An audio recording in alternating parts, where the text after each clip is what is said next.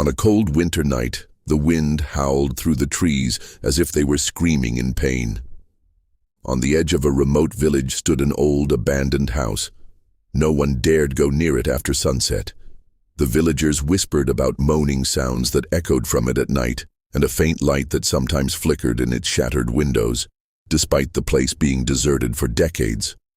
Years ago, the house had caught fire, and the family that once lived there vanished without a trace. No bodies were ever found, only ashes and a chilling silence. Since then, everyone who tried to spend the night there either disappeared or came out at dawn babbling nonsense, living the rest of their lives in total isolation, refusing to speak or even look anyone in the eye. Ignoring all warnings, a curious young man from outside the village decided to spend one night in the house. He wanted to record what happened and uncover the truth behind the legends. He entered the house carrying his camera and flashlight, exploring room by room.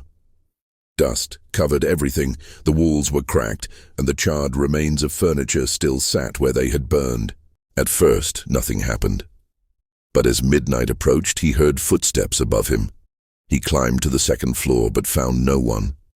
The sounds continued, heavy steps at times, light at others, almost like multiple people were walking.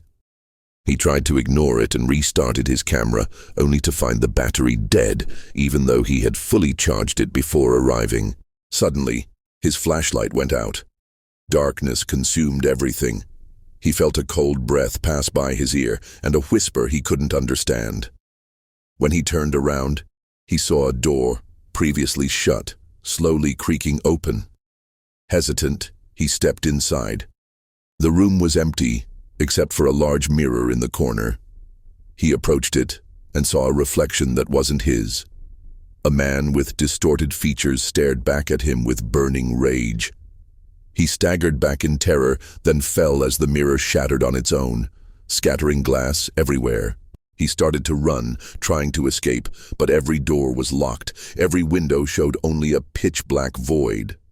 The house had changed. Its hallways stretched longer, doors opened and closed by themselves, and a faint crying echoed throughout. He reached the ground floor again and saw the burned table now holding 3 lit candles.